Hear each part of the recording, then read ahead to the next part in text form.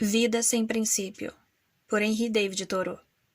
Mais que amor, dinheiro e fama, dai-me a verdade. Sentei-me a uma mesa em que a comida era fina, os vinhos abundantes e o serviço impecável, mas faltava sinceridade e verdade, e fui-me embora do recinto inóspito, sentindo fome. Parte 1. Em um liceu, não há muito tempo, percebi que o palestrante escolheu um tema muito estranho para si mesmo e assim não conseguiu me causar interesse, tanto quanto podia ter causado. Ele descreveu as coisas não como dentro ou perto do seu coração, mas pelas suas extremidades e superfícies. Nesse sentido, não havia na palestra um pensamento verdadeiramente central ou que promovesse centralização. Eu tê-lo-ia feito tratar da sua experiência mais particular, como o poeta faz. O maior elogio que já me foi dado foi quando alguém me perguntou o que eu pensava e prestou atenção à minha resposta. Fico surpreso, bem como encantado, quando isso acontece, pois é um uso tão raro que o inquiridor faria de mim como se fosse familiarizado com a ferramenta. Comumente, se os homens querem alguma coisa de mim, é apenas para saber quantos acres medi de suas terras, já que sou um agrimensor. Ou, no máximo, com quais notícias triviais tenho me inflamado. Nunca ajuizam o que há de melhor em mim. Preferem banalidades. Uma vez, um homem veio de uma distância considerável para me pedir para palestrar sobre a escravidão. Mas, em conversa com ele, descobri que ele e sua camarilha esperavam que 7/8 da palestra fossem seus e apenas 1/8 meu. Então, declinei.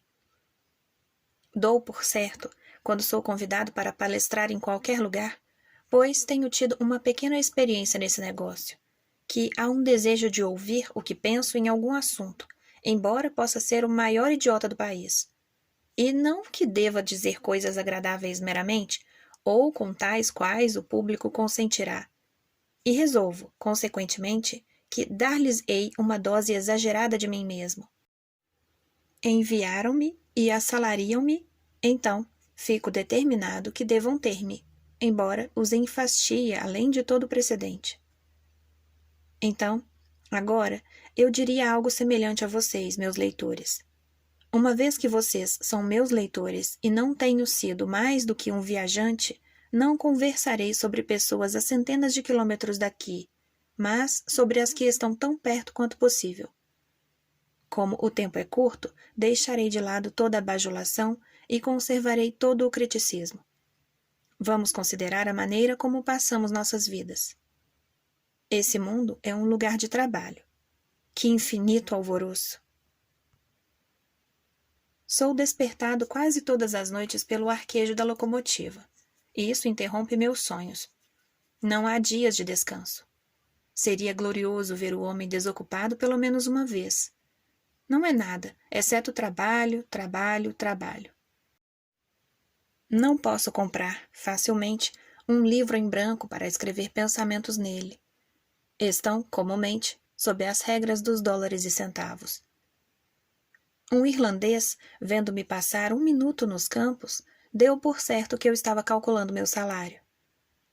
Se um homem foi atirado de uma janela, quando criança, tornando-se assim um aleijado para a vida, ou levou um susto horrível dos índios, isso é lamentável, principalmente porque se tornou, então, incapacitado para o trabalho. Penso que não há nada, nem mesmo o crime, que mais se oponha à poesia, à filosofia, à vida em si, do que esse trabalho incessante. Há um camarada vulgar e rude que consegue lucros nos subúrbios da nossa cidade e que vai construir um muro ao pé do monte, ao longo da beira de sua pastagem. As autoridades têm imposto isso na sua cabeça para mantê-lo sem prejuízo, e ele deseja que eu gaste 3 semanas cavando lá com ele. O resultado será que, talvez, ele consiga mais algum dinheiro para dar pensão e deixar para seus herdeiros gastarem com tolices. Se fizer isso, a maioria vai me elogiar como um homem laborioso. Mas, se escolher dedicar-me a certos trabalhos que rendem mais lucro real, embora o dinheiro seja pouco, podem estar inclinados a me considerar como um preguiçoso. Como não necessito de ninguém a me controlar em um trabalho sem sentido, e não vejo nada absolutamente louvável no empreendimento desse homem mais do que em muitos empreendimentos de nossas próprias ou de autoridades estrangeiras, embora possa ser divertido para tal homem ou tais autoridades, prefiro aperfeiçoar minha educação em uma escola diferente. Se um homem caminha nos bosques por amor deles, metade de cada dia está em perigo de ser considerado como um vadio. Mas, se passa todo o seu dia como um espectador, desprovendo aqueles bosques de suas árvores e tornando a terra descoberta antes do seu tempo, é estimado como um cidadão laborioso e empreendedor, como se uma cidade não tivesse interesse em suas florestas, mas em cortá-las. A maioria dos homens iria se sentir insultada se fosse proposto empregá-los na remoção de pedras de um muro e, então, colocá-las de volta, apenas que com isso pudessem ganhar seus salários. Mas muitos não estão mais empregados dignamente agora. Por exemplo, logo após o nascer do sol, em uma manhã de verão, notei um dos meus vizinhos caminhando ao lado de seu pessoal, que estava puxando vagarosamente uma pesada pedra talhada, fazendo-a oscilar sob o eixo, cercado por uma atmosfera de indústria. Mal havia começado o trabalho do dia, a fronte do vizinho começou a suar, o que era uma vergonha para todas as pessoas vadias, pausando lado a lado das espáduas de seus bois e dando meia volta com o vigor de seu clemente chicote, enquanto os bois se aproximavam dele. E pensei, é com tal trabalho que o Congresso americano existe para nos proteger, honrado, principalmente com muita labuta. Honrado, como o dia é longo, que faz o seu pão ter paladar doce e mantém a sociedade doce, que todos os homens respeitam e consagram, um de seus valores sagrados, fazendo a labuta necessária, mas cansativa. Na verdade, senti uma leve vergonha, porque observei isso de uma janela e não estava fora de casa, movendo-me por uma atividade semelhante. O dia se foi e, ao anoitecer, passei pelo jardim de outro vizinho, que mantém muitos empregados e gasta muito dinheiro tolamente, enquanto não acrescenta nada à sua reserva. E lá vi a pedra do episódio da manhã, repousando ao lado de uma estrutura excêntrica, destinada a adornar o local de Lord Timothy Dexter, como também a dignidade imediatamente saída do trabalho do condutor dos animais, tal como meus olhos o haviam. Em minha opinião, o sol foi feito para iluminar labuta mais digna do que isso. Posso acrescentar que seu patrão tem se comportado mal desde então e está em débito com uma boa parte da cidade, e, depois de passar pela Suprema Corte, estabeleceu-se em outro lugar. Ali para tornar-se, mais uma vez, um patrono das artes. As maneiras pelas quais você pode conseguir dinheiro, quase sem exceção, levam-lhe a uma posição inferior. Ter feito alguma coisa pela qual você ganhou dinheiro apenas é ter sido verdadeiramente preguiçoso ou pior. Se o trabalhador não recebe mais do que o salário que seu patrão lhe paga, é enganado e engana-se a si próprio. Se você conseguir dinheiro como um escritor ou palestrante, deve ser popular, o que é descer perpendicularmente. Aqueles serviços, pelos quais a comunidade pagará mais prontamente, são os mais desagradáveis para se prestar. Você será pago por ser algo menos do que um homem. Normalmente, o Estado não recompensa um gênio de modo mais sábio. Até o poeta laureado preferiria não ter que celebrar as casualidades da pompa. Deve ser subornado com uma pipa de vinho e, talvez, outro poeta seja afastado da sua musa para avaliar aquela verdadeira pipa. Quanto aos meus próprios negócios, mesmo aquele tipo de medição que poderia fazer com maior satisfação, meus patrões não querem. Prefeririam que eu fizesse meu trabalho grosseiramente e não tão bem. Oh, não o bastante. Quando menciono que há diferentes maneiras de medição, meu patrão pede, normalmente, aquela que vai lhe dar a maior área de terra, não a que é a mais correta. Uma vez, inventei uma regra para medir madeira empilhada e tentei introduzi-la em Boston. Mas lá o mensurador me disse que os vendedores não desejam ter sua madeira medida corretamente, que a prática do mensurador já estava tão acurada para eles e, portanto, conseguiam normalmente sua madeira medida em Charlestown, antes de atravessar a ponte. O objetivo do trabalhador deveria ser não conseguir seu sustento e um bom trabalho, mas executar bem um determinado trabalho. E, mesmo dentro de um senso pecuniário, seria a economia para a cidade pagar seus trabalhadores tão bem que não sentiriam que estavam trabalhando por fins legais, como por um sustento meramente, mas por fins científicos e até morais. Não contrate um homem que faz seu trabalho por dinheiro, mas aquele que faz o trabalho por amor a ele. É digno de nota que haja poucos homens tão bem empregados, tão mais para seus intelectos, mas que pouco dinheiro ou fama seriam comumente obtidos de sua atual atividade. Vejo anúncio para jovens ativos, como se a atividade fosse a totalidade dos meios financeiros do jovem. Também fui surpreendido quando um adulto me propôs, com confiança, iniciar em algum dos seus empreendimentos, como se eu não tivesse absolutamente nada para fazer, minha vida tendo sido um completo fracasso até agora. Que elogio duvidoso é esse para me recompensar? Como se ele tivesse me encontrado a meio do caminho, ao atravessar o oceano, batendo contra o vento, mas ligado em parte alguma, e me proposto concordar com ele. Se fizesse isso, o que você acha que os agentes de seguro diriam? Não estou sem emprego nesse estágio da viagem. Para falar a verdade, vi um anúncio para marinheiros robustos, quando era um menino, passeando no porto da minha terra natal, e embarquei assim que atingi a maturidade. A comunidade não tem suborno que será usado para tentar um homem sábio. Você pode juntar dinheiro suficiente para escavar um túnel em uma montanha, mas não pode fazê-lo para contratar um homem que está cuidando do seu próprio negócio. Um homem eficiente e valioso faz o que pode, quer a comunidade o pague por isso ou não. Os ineficientes oferecem sua ineficiência para quem oferece o lance mais alto, e estão eternamente à espera de serem colocados dentro do escritório. Alguém poderia supor que esses tais raramente foram decepcionados. Talvez esteja mais do que normalmente enciumado com respeito à minha liberdade.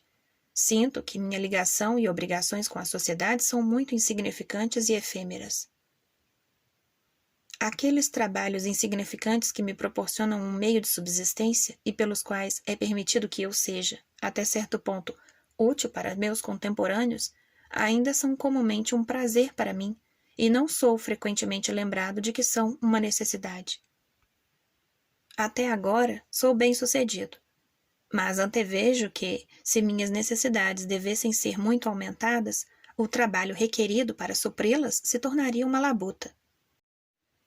Se eu devesse vender tanto as minhas manhãs quanto as tardes para a sociedade, como a maioria parece fazer, estou certo de que, para mim, não haveria nada pelo que deixasse de valer a pena viver.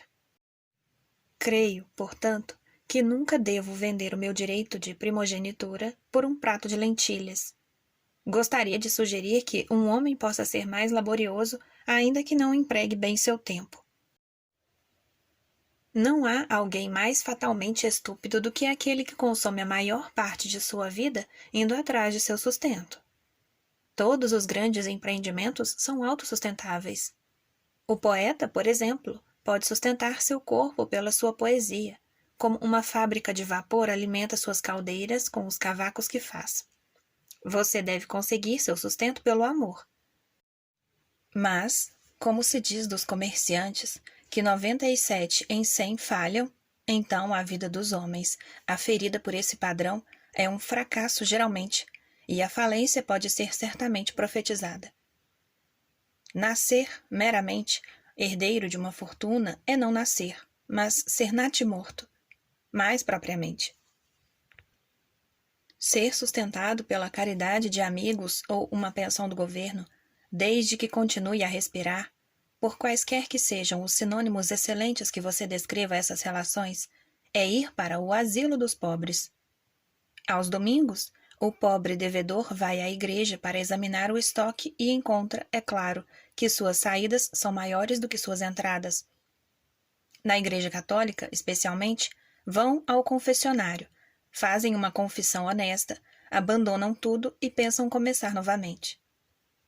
Então, os homens mentirão às suas costas, conversando sobre a queda do homem, e nunca farão um esforço para se levantar.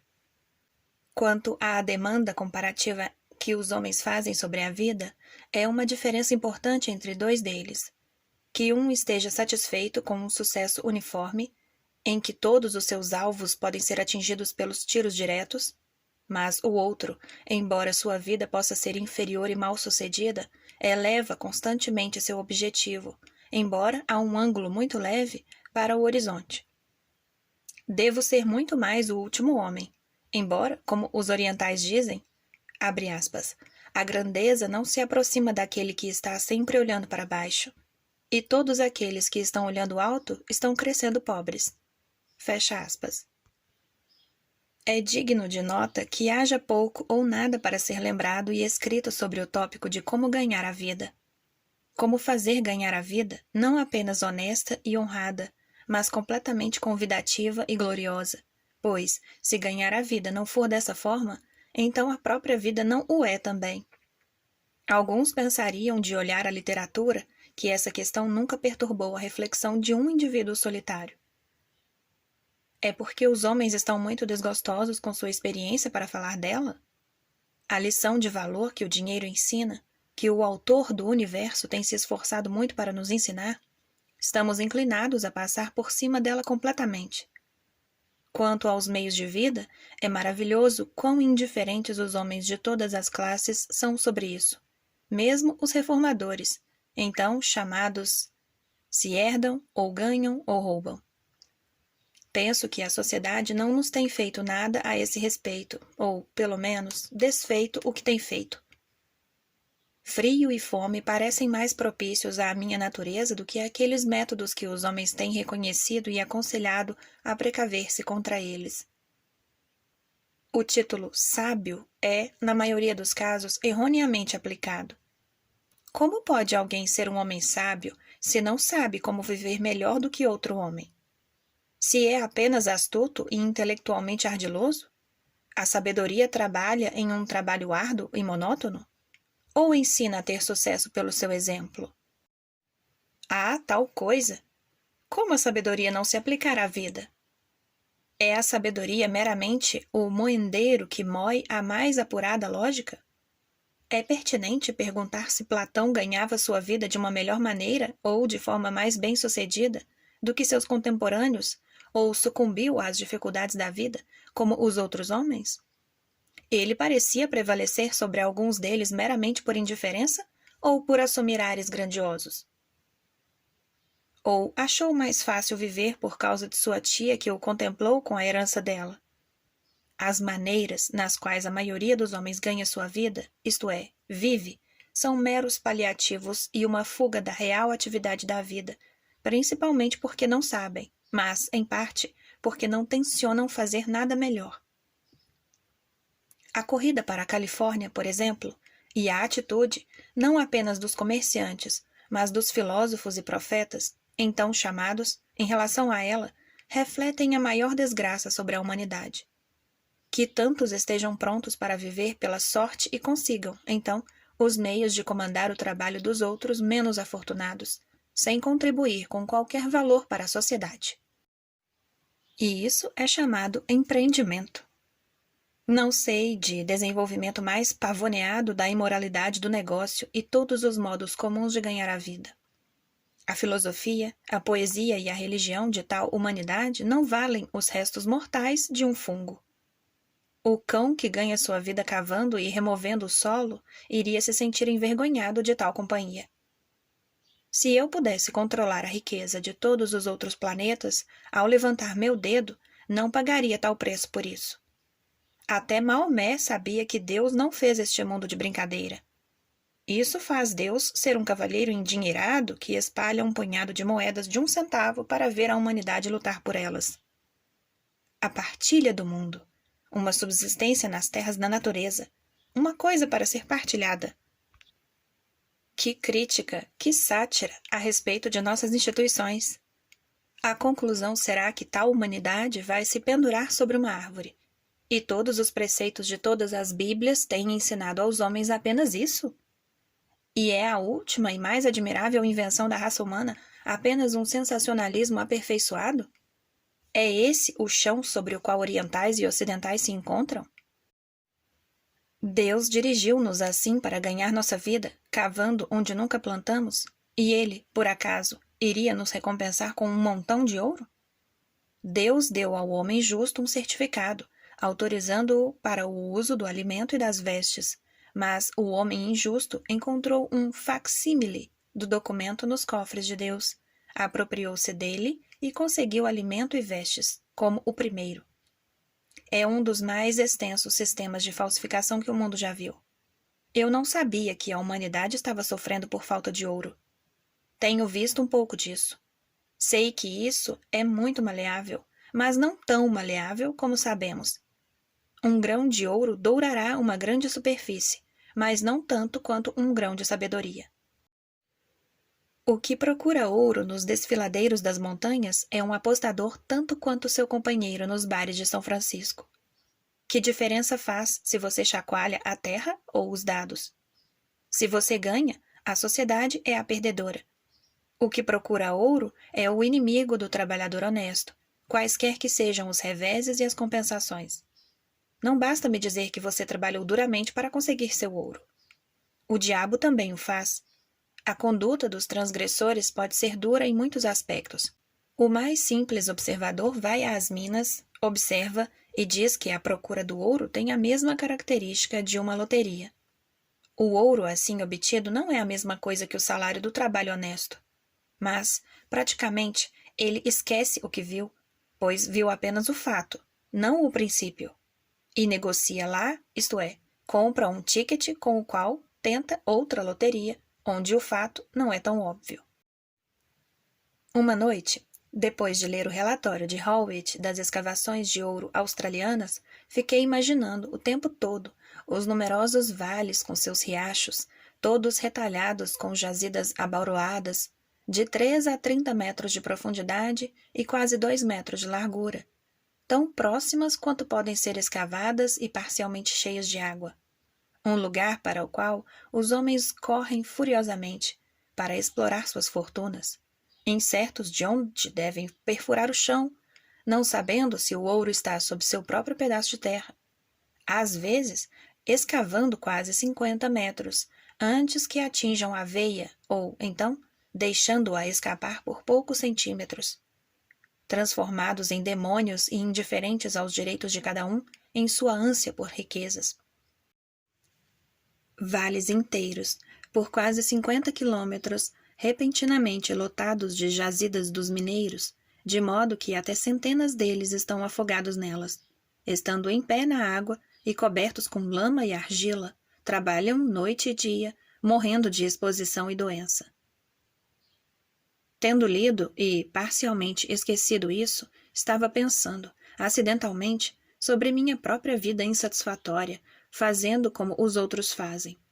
E com aquela visão das escavações ainda diante de mim, eu me perguntei, abre aspas, por que não poderia estar lavando algum ouro diariamente, embora fossem apenas as mais finas partículas? Fecha aspas. E ainda, abre aspas, por que não poderia me prostrar ao ouro que existe dentro de mim e trabalhar aquela mina, pois há um balarate, um bendigo para você, mesmo que seja uma vala horrível? Fecha aspas.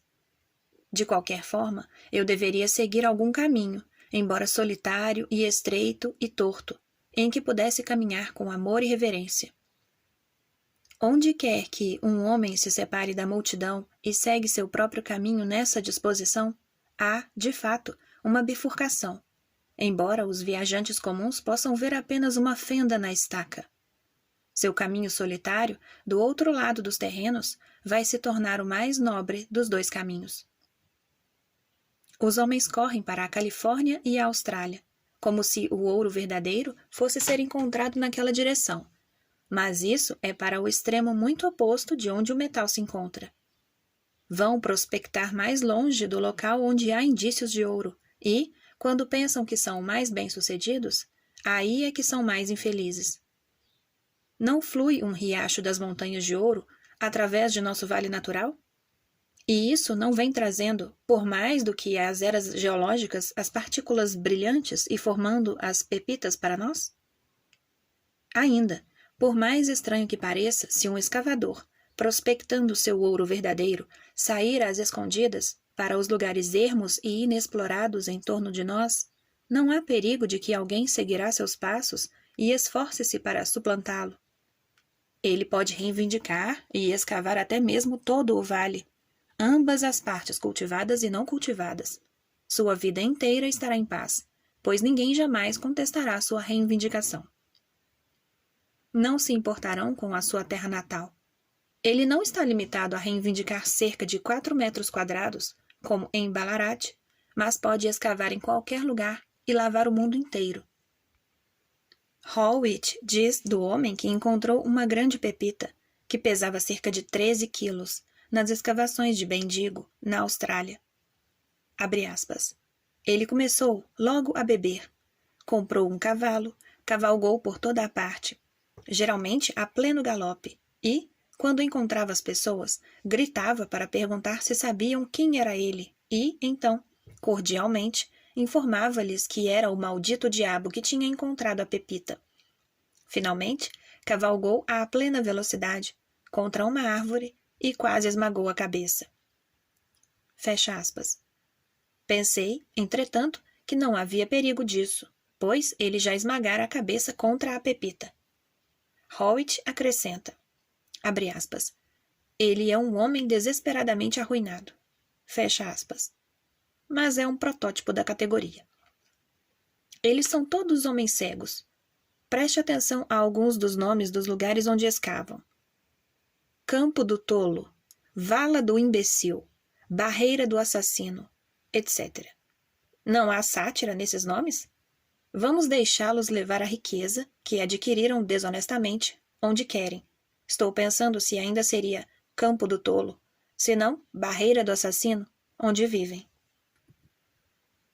O último recurso de nossa atividade tem sido o roubo de cemitérios no Istmo de Darin, que parece estar apenas no começo, pois, de acordo com relatos recentes, uma lei foi aprovada em sua segunda leitura na legislatura de Nova Granada, regulando esse tipo de mineração, e um correspondente do jornal A Tribuna escreve: na estação seca, quando o tempo permitirá do campo ser apropriadamente prospectado, não duvide que os outros guacas ricos, isto é, cemitérios, serão encontrados. Para os emigrantes, ele diz: não venha antes de dezembro, pegue a rota de Istmo, em preferência a rota de Boca de Touro. Não traga nenhuma bagagem inútil e não se embarace com uma barraca. Mas 2 cobertores serão necessários, uma picareta, uma pá e um machado de bom material serão quase tudo o que é necessário. Conselhos que devem ter sido tomados do Guia de Burker. E conclui com essa linha, em itálico e com pequenas letras minúsculas. Se você está agindo bem em casa, fique lá. Que pode ser convenientemente interpretada para significar: se você está conseguindo um bom sustento pelo roubo de cemitérios em casa, fique lá. Mas por que ir para a Califórnia por um texto? Ela é a criançola da Nova Inglaterra, educada na sua própria escola e igreja. Parte 2. É digno de nota que, entre todos os pregadores, haja tão poucos mestres da moral. Os profetas são usados na desculpa das atitudes dos homens. A maioria dos idosos respeitáveis, os Illuminati da idade, diga-me com um sorriso gracioso e reminiscente, entre uma aspiração e um tremor, para não ser muito imaturo sobre essas coisas, para amontoar tudo aquilo, isto é, fazer um amontoado de ouro. O mais elevado conselho que ouvi sobre esses assuntos estava rastejando. O peso do conselho estava rastejando. Não é valor seu quando intentar reformar o mundo nesse particular. Não pergunte como seu pão recebe a manteiga. Isso vai torná-lo doente. Se você fizer, e o semelhante. É melhor um homem morrer de fome imediatamente do que perder sua inocência no processo de conseguir seu pão. Se dentro do homem sofisticado não há um homem de características opostas, então ele é apenas um dos anjos do diabo. À medida que envelhecemos, vivemos de forma mais vulgar, relaxamos um pouco em nossas disciplinas e, até certo ponto, cessamos de obedecer aos nossos melhores instintos. Mas deveríamos ser difíceis de contentar, até ao extremo da sanidade, desconsiderando os escárnios daqueles que são mais infelizes do que nós próprios.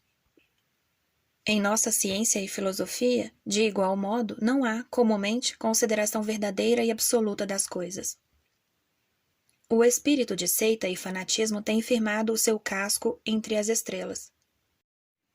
Você tem, apenas, que discutir o problema, quer as estrelas sejam habitadas ou não, para descobrir isso.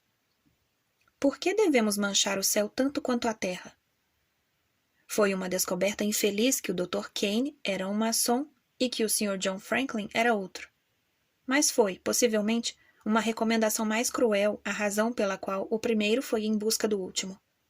Não há uma revista popular em nosso país que ousaria publicar um pensamento de criança sobre importantes assuntos, sem comentários. Isso deve ser submetido aos DDs. Eu, entretanto, gostaria que fosse submetido aos pequenos pássaros chicadis. Você acaba de comparecer ao funeral da humanidade para prestar atenção a um fenômeno natural. Um pequeno pensamento é o coveiro de todo o mundo. Quase não conheço um homem intelectual, igualmente, que é um liberal tão franco e verdadeiro, que você pode pensar alto na sociedade dele. A maioria, com os quais você se esforça para conversar, logo chega a um impasse contra alguma instituição em que aparecem para manter as coisas como estão, isto é, algum modo particular, não universal, de ver as coisas. Eles, continuamente, atacarão seus próprios telhados baixos, com sua clarabóia estreita entre você e o céu, quando os céus desobstruídos são o que você enxergaria. Livre-se do caminho com suas teias, lave suas janelas, é o que digo. Em alguns liceus, dizem-me que votaram para excluir a matéria sobre religião. Mas como sei o que a religião deles é e quando estou próximo ou distante dela? Entrei em um local tal como uma arena e fiz o possível para confessar qual religião tenho experimentado, e o público nunca suspeitou sobre o que estava confessando. A palestra foi tão inofensiva para eles quanto o brilho da lua.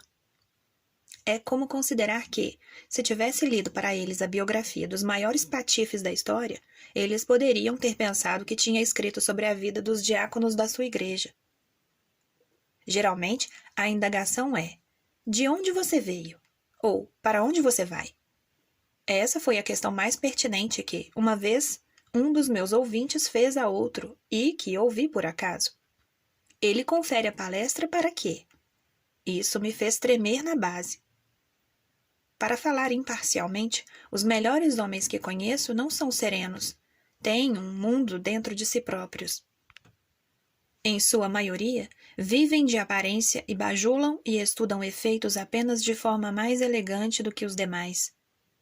Selecionamos granito para o fundamento de nossas casas e celeiros, construímos cercas de pedra, mas não nos apoiamos em um fundamento da granítica verdade, que é a mais profunda rocha. Nossas soleiras estão estragadas. De qual material é feito o homem que não é coexistente em nosso pensamento com a mais pura e sutil verdade? Acuso, frequentemente, os meus excelentes conhecimentos de uma imensa frivolidade, pois, enquanto há condutas e honras que não conhecemos, não ensinamos uns aos outros as lições de honestidade e sinceridade que os bárbaros fazem, ou de firmeza e solidez que as rochas fazem. A falta é, entretanto, comumente mútua, pois, habitualmente, não exigimos mais uns dos outros. Aquele alvoroço sobre Kossuth, considere como característica, mas superficial que era, apenas outro tipo de questões políticas ou dança. Os homens de todo o país estavam fazendo pronunciamentos sobre ele, mas cada um expressava o pensamento apenas, ou a falta de pensamento, da multidão. Nenhum homem se baseou na verdade.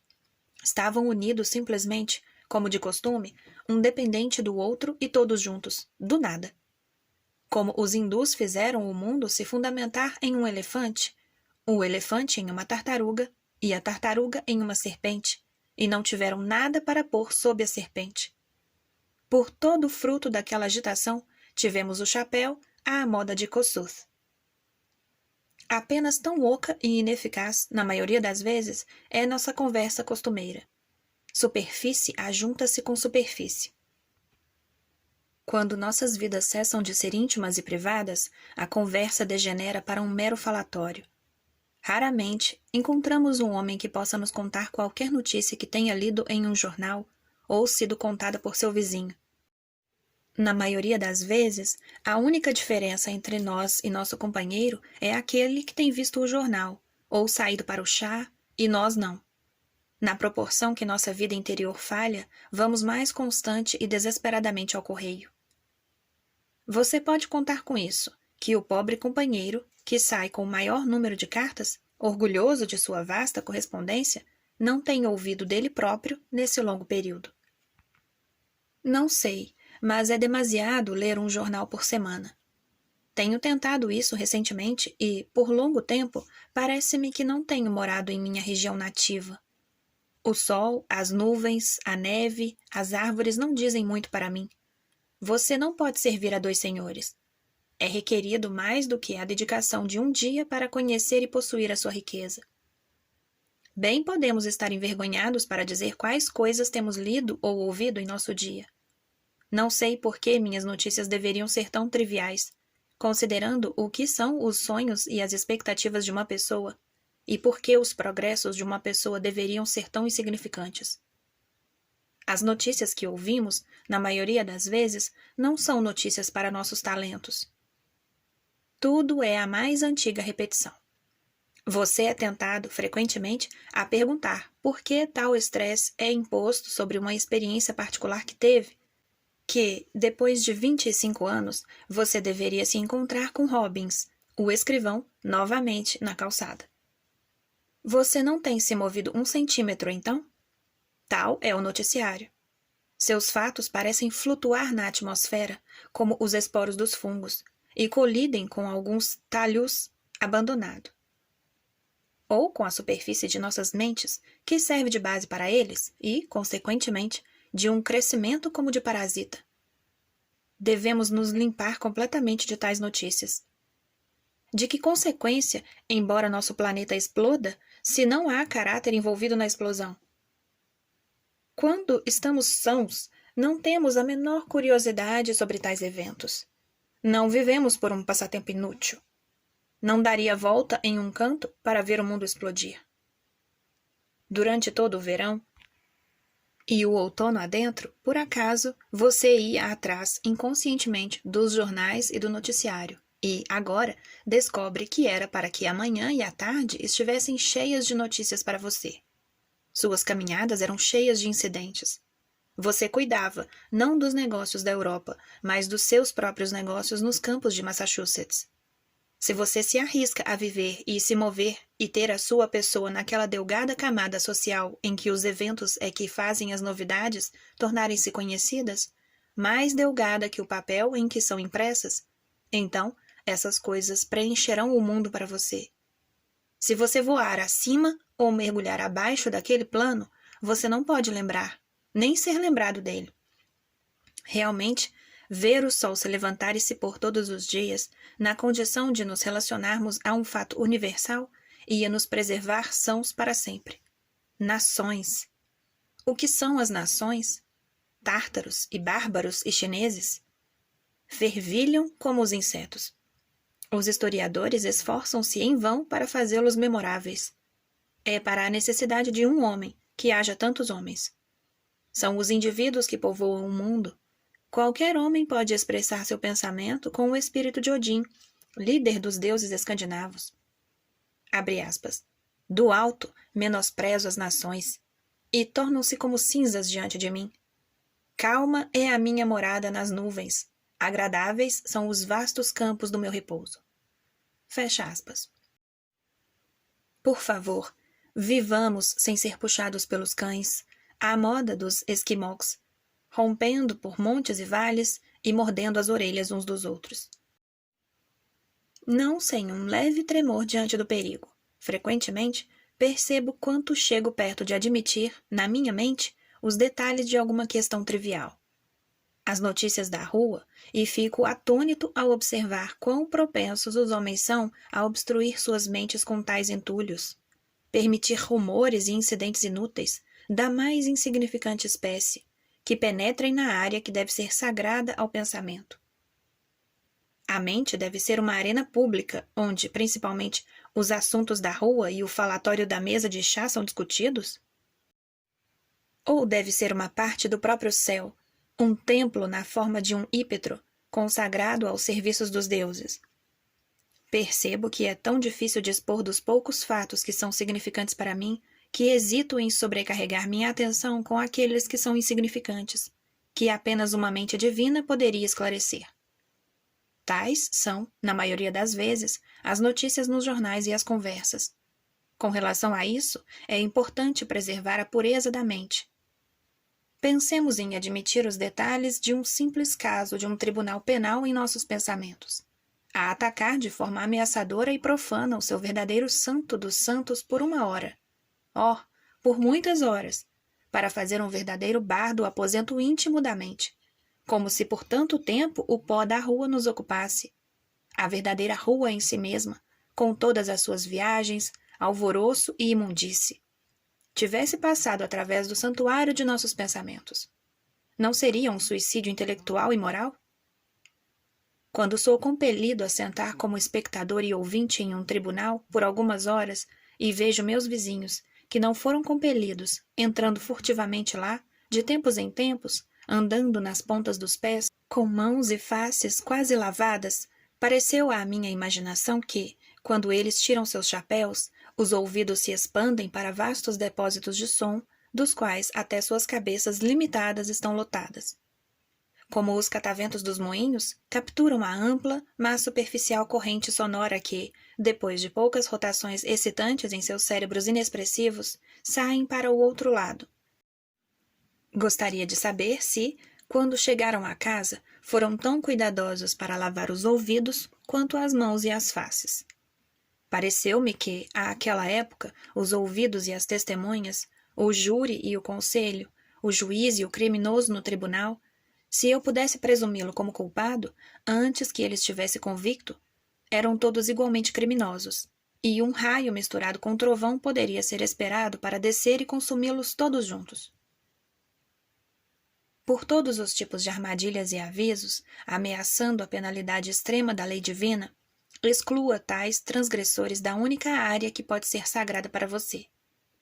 É tão difícil esquecer o que é pior do que inútil para se lembrar. Se estou para ser uma via pública, prefiro que seja dos córregos da montanha, dos córregos do Monte Parnasiano, e não dos esgotos da cidade. A inspiração, aquele falatório que vem da percepção das cortes celestiais pelas mentes atentas. Há uma revelação profana e bolorenta do bar e da corte policial. O mesmo ouvido tem condições de receber ambas as mensagens. Apenas o caráter daquele que ouve determina o que deve entrar e o que deve ser bloqueado. Creio que a mente pode ser, constantemente, profanada pelo hábito de prestar atenção às coisas triviais, de modo que todos os nossos pensamentos devam ter a aparência da trivialidade.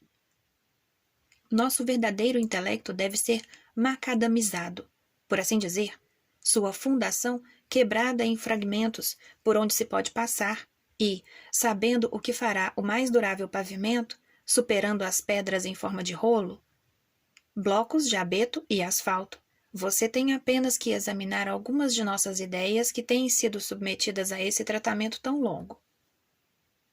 Se temos, então, profanado a nós mesmos, porquanto quem não tem profanado a si mesmo, o remédio será nos consagrarmos novamente pelo cuidado e devoção e fazermos, uma vez mais, um santuário da mente.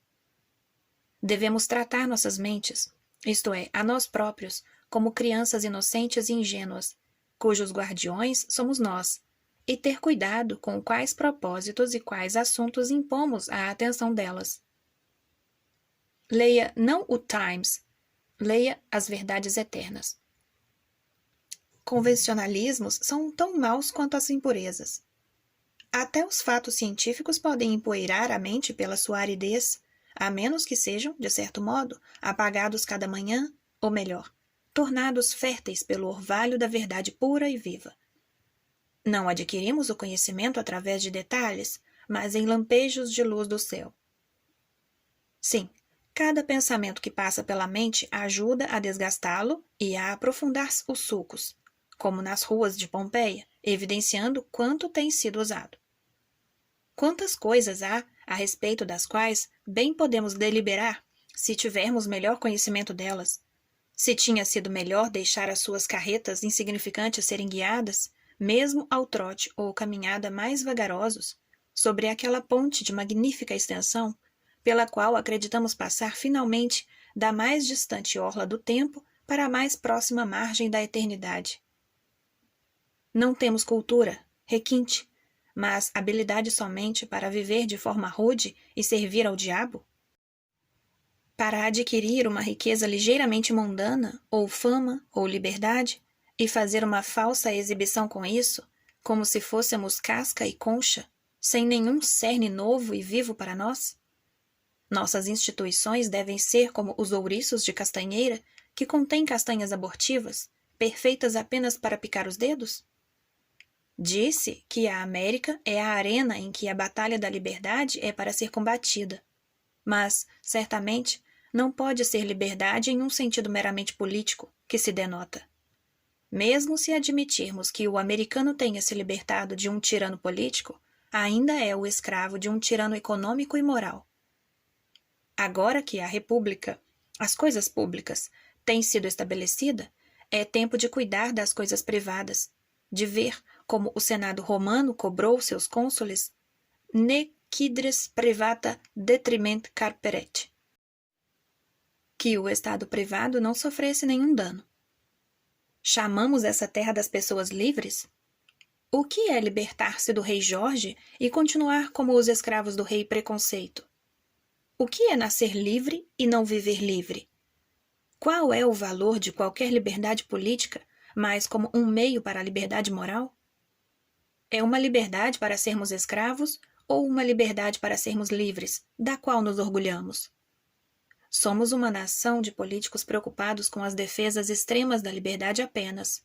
São os filhos de nossos filhos que podem, por acaso, ser realmente livres. Taxamo-nos injustamente. Há uma parte de nós que não está representada. A taxação é sem representação. Aquartelamos as tropas, os tolos e o rebanho de todos os tipos sobre nós mesmos. Aquartelamos nossos corpos brutos sobre nossas pobres almas, até que os primeiros devorem toda a substância das últimas. Com respeito à cultura e humanidade verdadeiras, somos, essencialmente, provinciais ainda, não metropolitanos, americanos típicos. Somos provinciais porque não encontramos nossos padrões em casa, porque não adoramos a verdade, mas a reflexão da verdade, porque somos inclinados e limitados por uma devoção exclusiva aos negócios e comércio, manufatura e agricultura, e assim por diante, que são apenas meios, e não o fim. Assim, o parlamento inglês é provincial. Meros matutos da nação que traem a si mesmos quando qualquer questão mais importante surge para eles resolverem, a questão irlandesa, por exemplo, a questão inglesa, por que não disse? Suas índoles são sujeitas ao assunto em que penetram. Suas boas maneiras dizem respeito apenas aos objetivos secundários. No mundo, as mais excelentes maneiras são desalinho e tolice, quando contrastadas com a mais excelente inteligência. Tais maneiras aparecem, mas, como à moda de outrora, mera deselegância, fivelas de joelho, roupas curtas, antiquadas. São os comportamentos maus e extremamente imorais, mas não a excelência dos costumes, que estão sendo, continuamente, abandonados pelo caráter. São roupas ou conchas rejeitadas, clamando pelo respeito que pertenceu ao ser vivente. Você é presenteado com as conchas, em vez da carne, e, geralmente, não é desculpa que, no caso de alguns peixes, as conchas são mais valiosas do que a carne. O homem, que me impõe seus costumes, Faz como se fosse insistir em me introduzir no seu gabinete de curiosidades, quando desejasse vê-lo. Não foi nesse sentido que o poeta Dekker chamou Cristo o primeiro e verdadeiro homem de caráter que jamais respirou. Repito que, nesse sentido, a mais esplêndida corte na cristandade é provincial, tendo autoridade para consultar sobre interesses transalpinos apenas, e não sobre os negócios de Roma. Um pretor ou procônsul seria suficiente para resolver questões que absorveriam a atenção do parlamento inglês e do Congresso americano. Governo e legislação. Esses, pensei que fossem respeitáveis ocupações. Temos ouvido de homens de natureza divina, tais como Numa, Licurgo e Solon, na história do mundo, cujos nomes podem, pelo menos, representar os legisladores ideais. Mas pense em legislar para regular o surgimento de escravos ou a exportação de tabaco. O que os legisladores divinos têm que fazer com a exportação ou a importação de tabaco? E os legisladores humanos, com o surgimento de escravos? Suponha que você fosse submeter a questão a qualquer filho de Deus, e ele não tem filhos no século XIX? É uma família extinta? Em que condição você conseguiria isso novamente? O que deve um Estado, como a Virgínia, dizer para si mesmo no último dia em que essas têm sido as produções principais e de maior quantidade? Que solo há para patriotismo em tal Estado?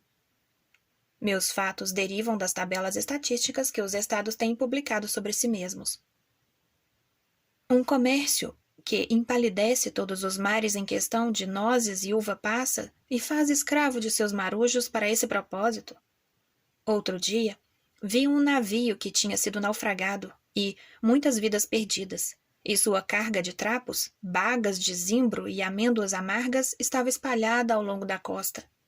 Quase não parecia valer a pena o tempo para desafiar os perigos do mar entre Livorno e Nova York para salvar uma carga de bagas de zimbro e amêndoas amargas. O envio da América ao Velho Mundo, no que diz respeito aos seus amargadores. Não é a água do mar, não é o naufrágio suficientemente amargos para fazer afundar o cálice de vida aqui? Nosso alardeado comércio é ainda assim, em grande escala. E há aqueles que se intitulam estadistas e filósofos, que são tão cegos quanto pensar que o progresso e a civilização dependem precisamente desse tipo de troca e atividade, a atividade dos insetos sobre um rochete de melaço.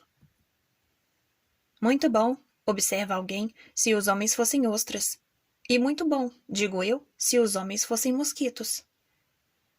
O tenente Herndon, que nosso governo enviou para explorar a Amazônia e, disse, para estender a área da escravidão, observou que não havia lá uma população laboriosa e ativa que conhece quais são os confortos da vida e que tem necessidades não naturais de extrair as riquezas do país.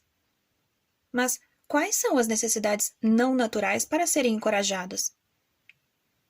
Não o amor aos luxos, como o tabaco e os escravos, creio, de Virgínia, onde o tenente nasceu, nem as pedras preciosas e o granito e outras riquezas materiais da nossa região natal de New England, nem são as grandes riquezas de um país, essa fertilidade ou esterilidade do solo que produz essas coisas. O principal desejo era, em cada estado que entrei, que seus habitantes tivessem um elevado e sério propósito. Isso, por si só, extrai as grandes riquezas da natureza e, finalmente, valoriza-a, além de suas riquezas, pois o homem, naturalmente, morre fora dela. Quando queremos cultura mais do que batatas e o saber mais do que bombons, então, as grandes riquezas do mundo são valorizadas e extraídas, e o resultado, ou a principal produção, é não escravos, nem operários, mas homens, aqueles raros frutos chamados heróis, santos, poetas, filósofos e redentores. Em resumo, como um monte de neve é formado quando há uma calmaria no vento, assim, alguém diria, onde há uma calmaria da verdade, surge uma instituição. Mas a verdade sopra, entretanto, diretamente sobre ela e, finalmente, derruba-a. O que é chamado política é, comparativamente, algo tão superficial e desumano que, praticamente, nunca tenha reconhecido de maneira positiva que isso me diz respeito absolutamente. Os jornais, percebo, devotam alguma de suas colunas especialmente à política ou ao governo gratuitamente.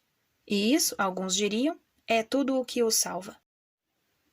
Mas como amo a literatura, e, até certo ponto, a verdade também, nunca leio isso, de qualquer forma.